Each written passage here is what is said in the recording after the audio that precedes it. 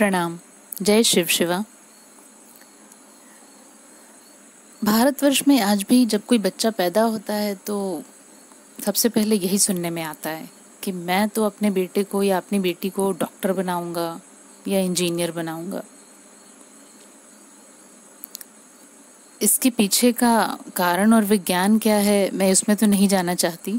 हाँ, परंतु आज मैं इस विषय में बात करना चाहूँगी कि आपके हाथ में वो कौन सी लकीर है जो ऐसे योग निर्मित करती है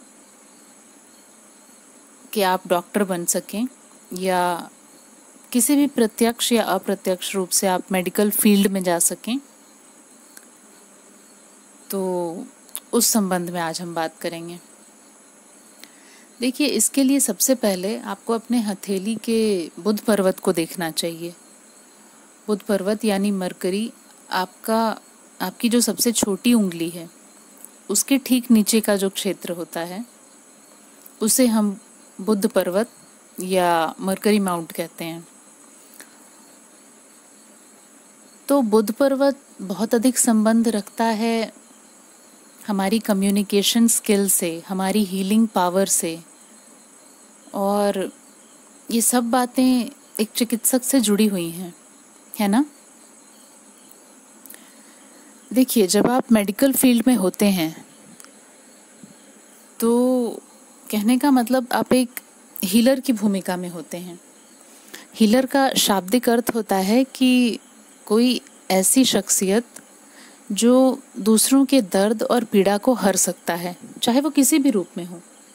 मेरा मतलब है, जहाँ तक मेरी समझ जाती है और मेरा अध्ययन बताता है, तो एक हीलर सिर्फ एक डॉक्टर नहीं होता। वो आपको दवाएं बताकर आपकी परेशानी और आपके दर्द को कम करता है, पर ऐसा ही कुछ और दूसरे प्रोफेशंस में भी देखा जाता है। जैसे अगर कोई किसी समाज सेवा से संबंधित है तो वो भी तो लोगों के दर्द दूर कर रहा है। और अगर कोई ज्योतिषीय परामर्श देता है या आज के समय में कहें तो लाइफ कोच है, तो ऐसे लोग भी कहीं ना कहीं हीलिंग का ही काम करते हैं। तो सबसे पहले यहाँ पर यह समझना आवश्यक है कि अगर आपका बुध पर्वत अच्छा विकसित है, उभरा हुआ है और उन्नत है, उन्नत कहने का मतलब उभार के साथ साथ वो लालिमा लिए हुए और चिकना है और उस पर क्रॉस या जाल जैसा कोई निशान नहीं हो। इसके अलावा अगर आपके बुध पर्वत पर 3 ऐसी खड़ी रेखाएं जो मैंने चित्र में प्रदर्शित की हैं, ऐसा कुछ दिखता है, तो आपके लिए बहुत प्रबल संभावना बनती है कि आप मेडिकल क्षेत्र में जा सकते हैं। देखिए, हस्तरेखा के क्षेत्र में अलग अलग विद्वानों के अलग अलग मत रहे हैं, पर जहाँ तक मेरा शोध बताता है, मुझे लगता है हमें इसके साथ एक और चीज़ को देखना चाहिए, क्योंकि मैंने कई हाथों में इस तरह की संभावना को देखा है और परखा है कि अगर आपकी भाग्य रेखा, जो कि आपकी शनि पर्वत से शुरू होती है, शनि पर्वत कहने का मतलब आपकी मध्यमा उंगली के नीचे का क्षेत्र शनि पर्वत होता है और अनामिका उंगली के नीचे का क्षेत्र सूर्य पर्वत होता है। तो सूर्य पर्वत से निकलती हुई रेखा जो सूर्य रेखा है और शनि पर्वत से निकलती हुई रेखा जो भाग्य रेखा होती है, तो सूर्य रेखा और भाग्य रेखा का अगर आपस में कोई भी संबंध हो, वो एक दूसरे का स्पर्श करे या एक दूसरे को काटते हुए निकल जाए, मतलब किसी भी तरह उसका स्पर्श इन दोनों रेखाओं का आपस में होना चाहिए। ऐसा अगर होता है तो यह संभावना पूरी तरह से पुख्ता हो जाती है कि ऐसा जातक अगर प्रयास करे तो वो निश्चित रूप से एक सफल और प्रसिद्ध चिकित्सक बन सकता है।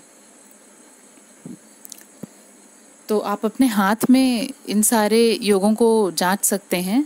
आप मेरे वीडियो को ध्यान से सुने और एक एक चीज़ जो मैंने बताई है उसको आप चाहें तो अपने हथेली में चेक करें, और ऐसा कुछ होता है तो आप आश्वस्त हो सकते हैं कि चिकित्सक योग है आपके हाथ में।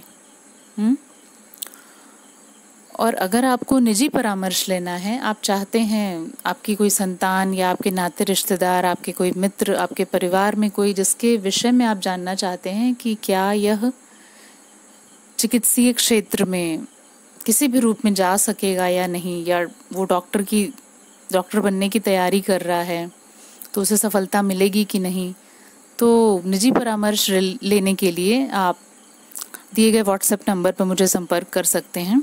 आपको मेरा यह वीडियो अगर पसंद आया हो तो इसे लाइक करें, शेयर करें और बेल का जो साइन वीडियो पे आता है उसको दबा करके आप वीडियो को सब्सक्राइब करें।